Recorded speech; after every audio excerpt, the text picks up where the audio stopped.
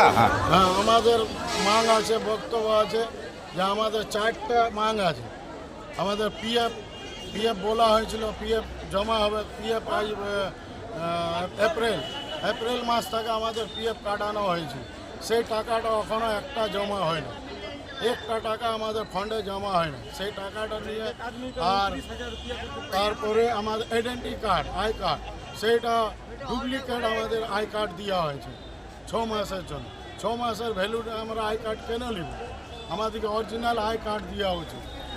আর আমাদের বেতন আমাদের 15,000 টাকা বেতন চাই পিএফ এসআই কার্ডে। আমাদের এসআই নাই, এসআই আমাদের ক্যাজুয়াল। আমরা ডেলি বেচেস আজ কাজ করছি। এত দিন ধরে আমরা ডেলি বেচেসে কেন করব? আমাদেরকে ক্যাজুয়াল করতে হবে।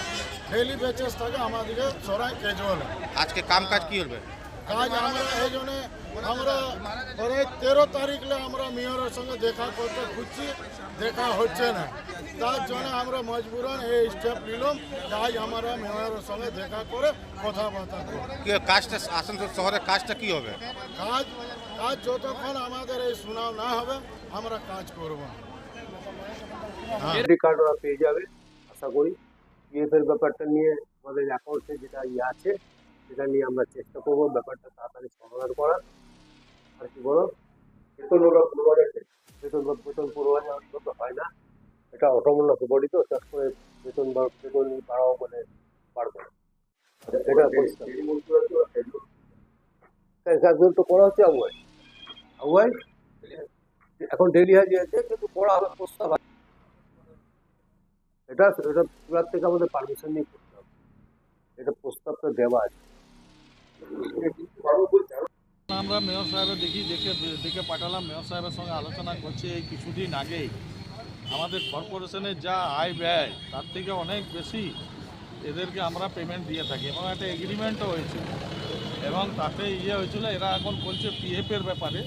তো আমরা যে পরে দেখি যে কোন জায়গায় ব্যাপারটা আটকে আছে। অ্যাকচুয়ালি আমাদের কিন্তু যা কথা দেওয়া হয়েছিল, যা আমার কাছে খবর আছে যে কিছু কাগজপত্র ওরা দিতে পারছে না, যেমন প্যান কার্ড জাতীয় যেগুলো লাগবে পিএফের জন্য সেগুলো দিতে পারছে না। দেখে আজকে যে পরে আমরা পুরো ব্যাপারটা নিয়ে যা আগের এগ্রিমেন্ট সেটাও দেখে যা ব্যবস্থা নেওয়ার মেয়র সাহেব আসুক, বসে আলোচনা করে যেটা ব্যবস্থা সঠিক পদক্ষেপ নেওয়ার সেটা নেওয়া হবে। আজকে এই কর্পোরেশন, আসানসোল কর্পোরেশন একটা দুর্নীতির একটা আতুরঘর।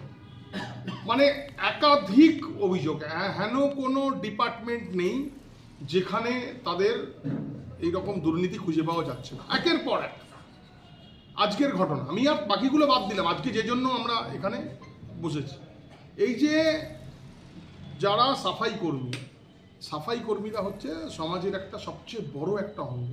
এই সাফাই কর্মী, এই ভাইরা যদি না থাকে তাহলে পুরো আমরা টিকতে পারবো না কেউ।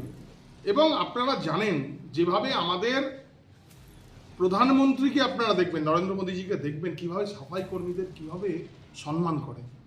এই সাফাই কর্মীরা সারা দিন রাত এই কঠিন পরিশ্রম করে আমাদের যত বর্জ্য পদার্থ, যত ময়লা নোংরাকে এরা সরায়, সমাজ থেকে পরিষ্কার করে ক্লিনিং করে।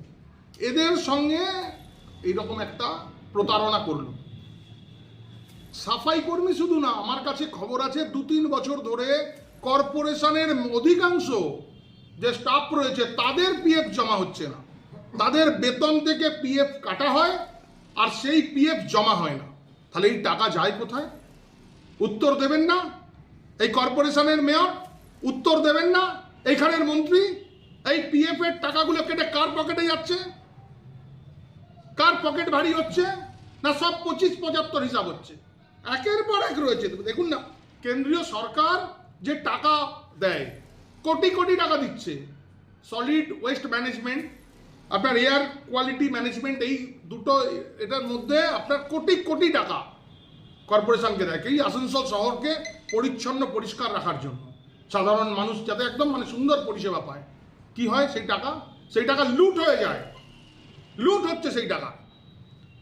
এটার মধ্যে কারা কারা জড়িত? কর্পোরেশনের পুরো সব জড়িত, প্রত্যেকটা নেতা জড়িত এটার মধ্যে। এবং এগুলো করছে, এই ধরুন একজন সৌরেন্দ্র ঘোষ একজন রয়েছে, আমি নাম করে বলছি স্পেসিফিক, সৌরেন্দ্র ঘোষ বলে একটি ছেলে রয়েছে, 5 বছর এখানে চাকরি করছেন, খুব কম সময় কাজ করছেন, কলকাতার দিক থেকে এসছেন, লুট করছেন এই ছেলেটি, লুট। আমি স্পেসিফিক নাম করে বলছি। অ্যাসিস্ট্যান্ট ইঞ্জিনিয়ার রয়েছেন, একটা রয়েছে আবু জাফর খান, এই স্যানিটাইজেশন যে ডিপার্টমেন্ট রয়েছে এই ডিপার্টমেন্টের এক্সিকিউটিভ ইঞ্জিনিয়ার। তার চাকরির একটা চিঠি এসছে আমার কাছে, আমি পরে এটা নিয়ে যাব, এটা পরবর্তী পার্টে আমি যাব। তার চাকরির ব্যাপারে, তার তো চাকরিটা বোধহয় বেআইনি, আমার কাছে এসছে, কাগজপত্র কিছু এসছে, কিছু লোক পাঠিয়েছে, এটা নিয়ে পরে আমি বলবো কথা। এই যে এদের নেতৃত্বে এইসব জিনিস ঘটছে, পরপর আপনার ঘোটালা, কন্টিনজেন্সি ফান্ড দেখায় লক্ষ লক্ষ টাকার, খাওয়া দাওয়া এই ওই কর্পোরেশনের কন্টিনজেন্সি ফান্ড। আপনার কর্পোরেশনের